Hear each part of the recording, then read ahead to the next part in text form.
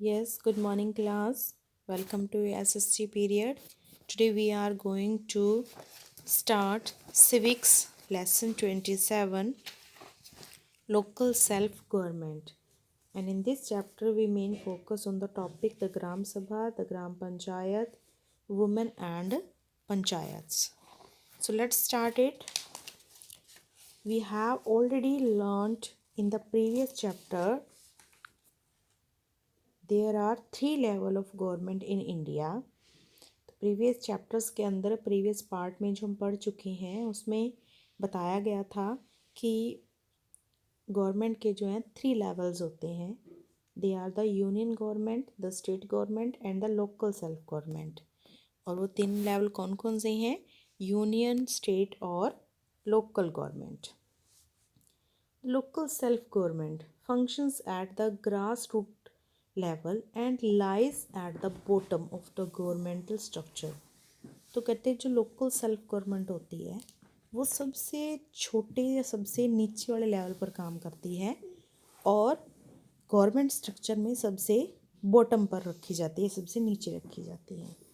The government as it is formed by the local people is more effective in solving the local problem and also in providing rules, self-rule to themselves। तो dear students, जो local government है वो किस लिए बनाई जाती है? Local लोगों द्वारा बनाई जाती है। लोकल लोगों की लोकल प्रॉब्लम को सॉल्व करने में ज़्यादा इफ़ेक्टिव होती है और लोगों को सेल्फ रूल करने के लिए, ठीक है, सेल्फ रूल करने के लिए भी चांस प्रोवाइड करवाती है। It is also easier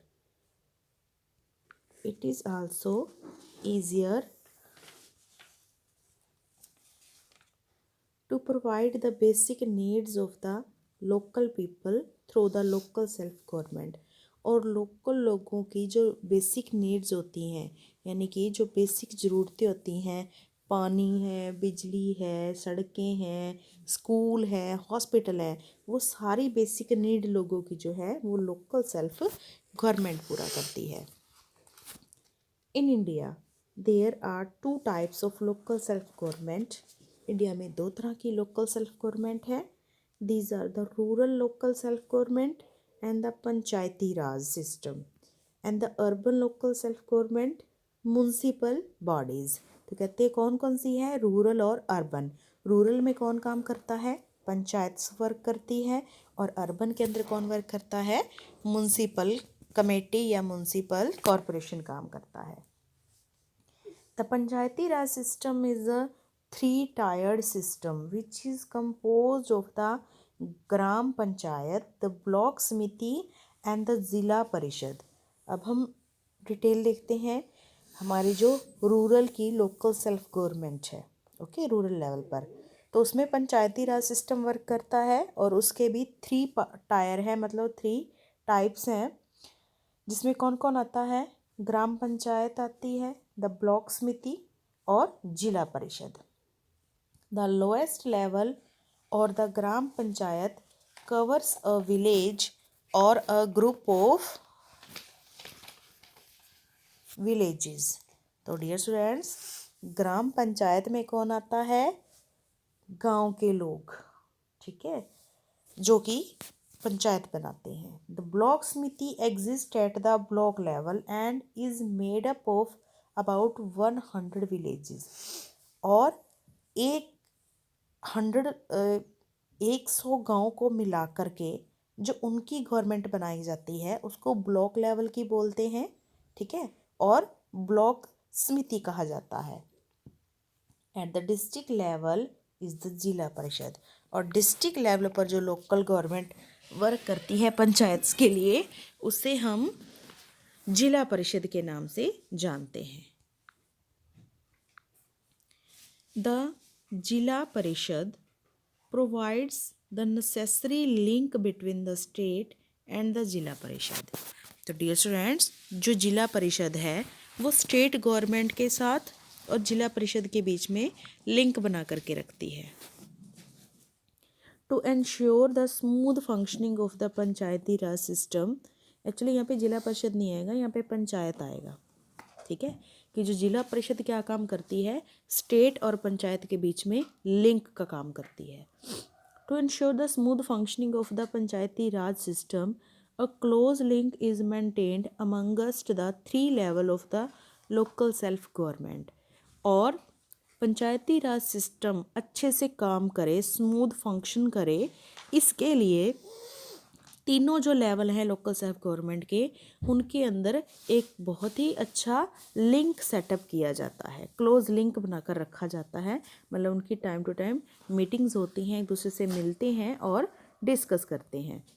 now let's see the first level, that is the gram sabha. The gram sabha is an assembly of the adult member of a village. Any villager who is above the age of 18 is a member of ग्राम सभा of the village। तो ग्राम सभा क्या है? गांव के जो बड़े या यंग लोग हैं, अडल्ट लोग हैं, उन सब की एक असेंबली है। कोई भी विलेजर जो कि 18 साल की उम्र से ऊपर है, वो ग्राम सभा का मेंबर होता है।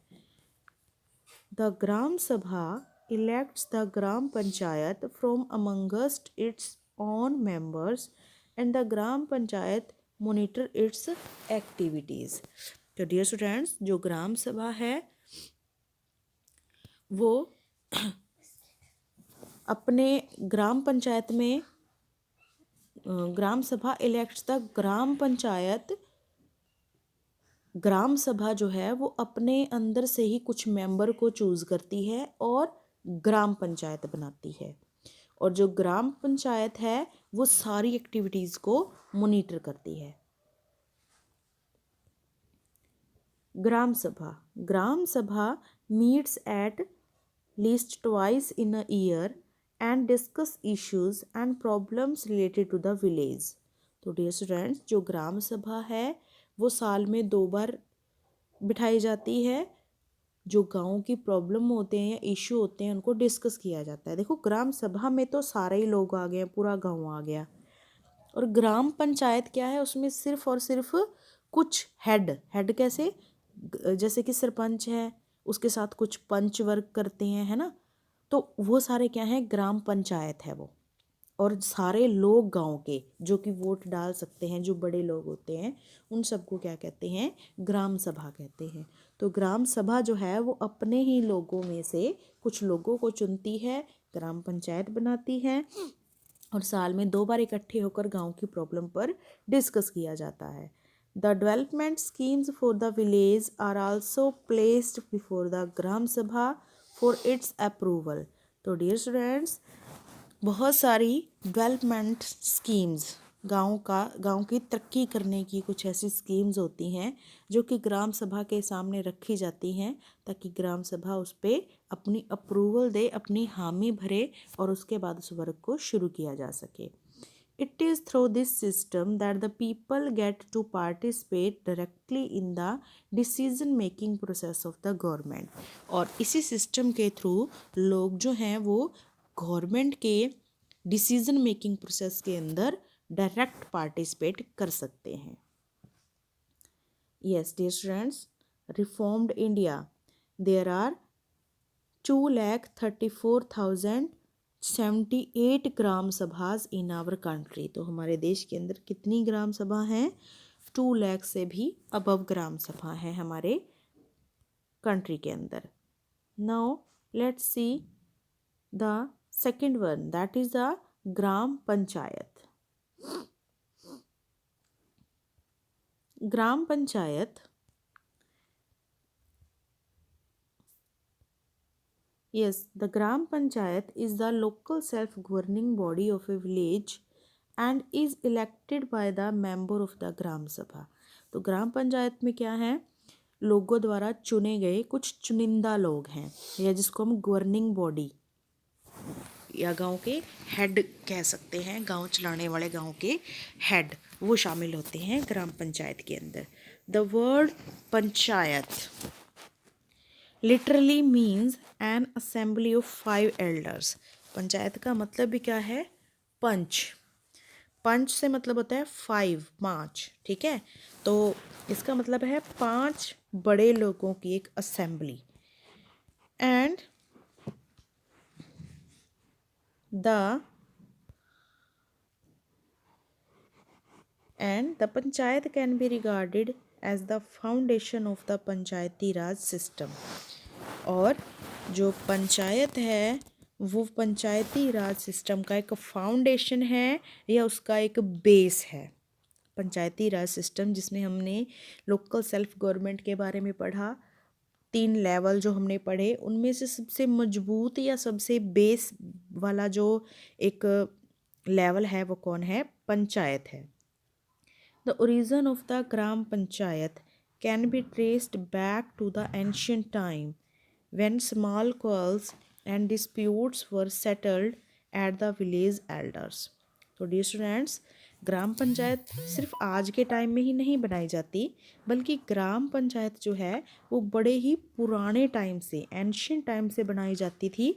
जब गांव के लोगों के बीच में कुछ झगड़े हो जाते या कोई डिस्प्यूट हो जाता तो उन सबको विलेज के जो बड़े बुजुर्ग थे वो निपटाया करते थे। तो उस वक्त भी पंचायती सिस्टम हुआ करता था, जो कि नया नहीं है बल्कि पुराना ही एज इट इज चल रहा है। Gram panchayat are usually formed in villages that have population above 300 people. तो ग्राम पंचायत बनाई कहाँ जाती है? सिर्फ उसी गांव में जिसकी पॉपुलेशन 300 से अबव है। अगर किसी एरिया में कोई पॉपुलेशन 300 से बिलो है तो उसको एक ढाणी का नाम दे दिया जाता है, लेकिन एक गांव नहीं कहा जाता और उसके लिए अलग से सरपंच नहीं बनाया जाता। In case of villages with very small populations, 2 villages together to form a panchayat. और अगर किसी केस में दो मतलब छोटे छोटे विलेज हैं तो 2 विलेजेस को इकट्ठा करके एक पंचायत उनकी बना दी जाती है। ठीक है, फिर 2 गांव की एक सांझी पंचायत बनती है। Now composition. A gram panchayat has 7 to 25 members, each of which serves for a period of 5 years। तो ग्राम पंचायत के अंदर 7 मेंबर होने चाहिए और मैक्सिमम 25। ठीक है, 7 to 25 तक मेंबर होते हैं और सभी अपनी पोस्ट पर 5 ईयर तक काम कर सकते हैं। As we have read earlier, the members are elected by the adult member of the gram sabha. जैसे कि हमने पहले डिस्कस भी किया है कि उन लोगों को चुनता कौन है? ग्राम सभा, मतलब गांव के ही अडल्ट लोग चुनते हैं। Out of the total number of the members 1/3 is reserve for women and members of the scheduled caste and scheduled tribes. तो डियर स्टूडेंट्स, जितने टोटल मेंबर होते हैं ग्राम पंचायत के अंदर, उन मेंबर का 1/3 पार्ट वीमेन के लिए रिजर्व रखा गया है कि उसमें इतनी वीमेन भी होनी चाहिए, या फिर जो छोटी कास्ट के लोग होते हैं जिनको SC या ST कहा जाता है उनके मेंबर भी होने चाहिए। In case these members are not represented, the government can also nominate 2 members, one woman and one from either the scheduled castes or the scheduled tribes। तो डियर स्टूडेंट्स, अगर मान लीजिए इनमें से कोई मेंबर नहीं जीतता, विमेन कैंडिडेट है या शेड्यूल कास्ट और शेड्यूल ट्राइब का कोई मेंबर है जो कि इलेक्शंस में जीत कर के ग्राम पंचायत के अंदर नहीं शामिल होता, तो तब गवर्नमेंट के पास राइट है कि वो 2 मेंबर को अपनी तरफ से चुनती है। ठीक है, अपनी मर्जी से 2 मेंबर चुनती है, जिसमें से एक वुमेन चुनी जाती है और दूसरा मेंबर जो है वो या तो शेड्यूल कास्ट में से होगा या शेड्यूल ट्राइब में से होगा। चलिए अब हम आगे बढ़ते हैं। सरपंच।